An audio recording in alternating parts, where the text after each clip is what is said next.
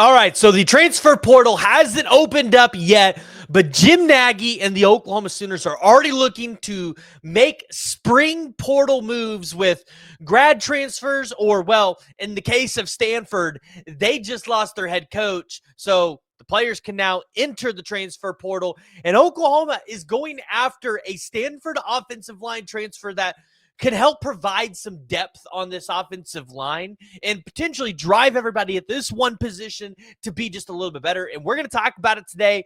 But hey, as Oklahoma fans, I need to hear from y'all and kind of hear what y'all's take is on who you think Jim Nagy, what position should Jim Nagy go out there and really try to make Oklahoma better at in the transfer portal. Because no doubt in my mind is Jim Nagy going to have his hands all over the spring transfer portal window and continue to try to make Oklahoma better. Now, that's not only going to come with just guys coming into the program, that's also going to end up with guys potentially leaving the program. Jim Nagy's going to be on the field evaluating some of the talent that Oklahoma has, potentially pushing guys out, but then also looking at guys that he could potentially bring in.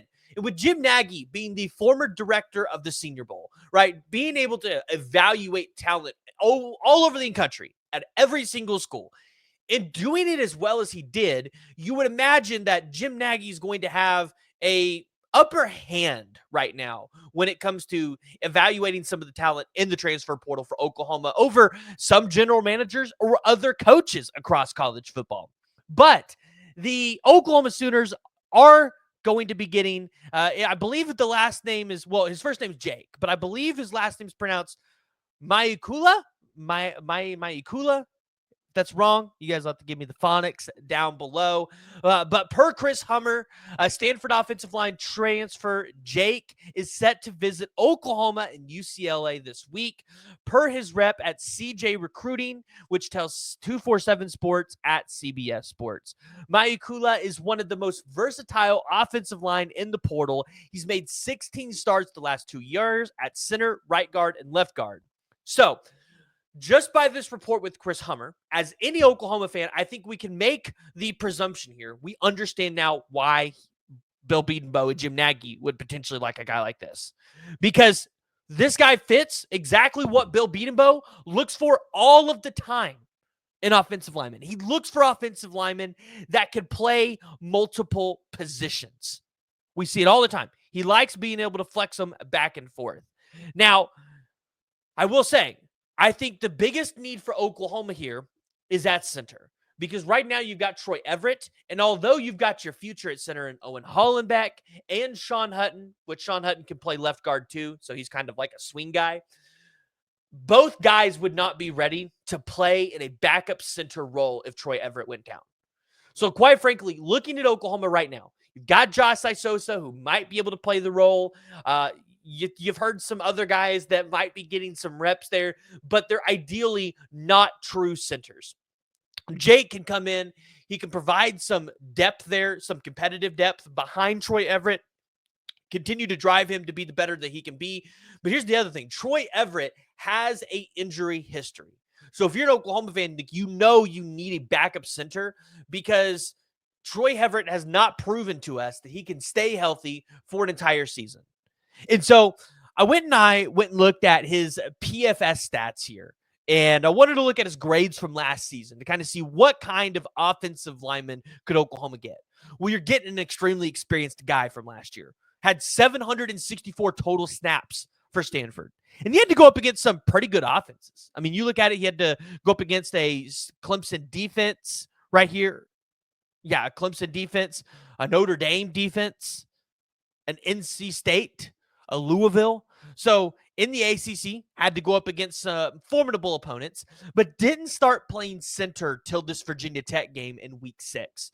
So Clemson, Syracuse, Cal Poly, TCU played at left guard, and then came in against Virginia Tech on week 6 playing at center. And as you can see, his best games ahead of him were at center, where I think his best game was at the end of the season against San Jose State.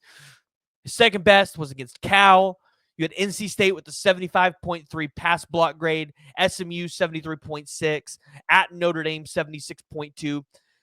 Run blocking grades, though, this is where you could potentially want to see a little bit of improvement from Jake. And this is also the kind of the thing. Since we're not going to have a quarterback that is a pocket passing quarterback, I would imagine you're going to want to get offensive linemen that are really good in the run grade category.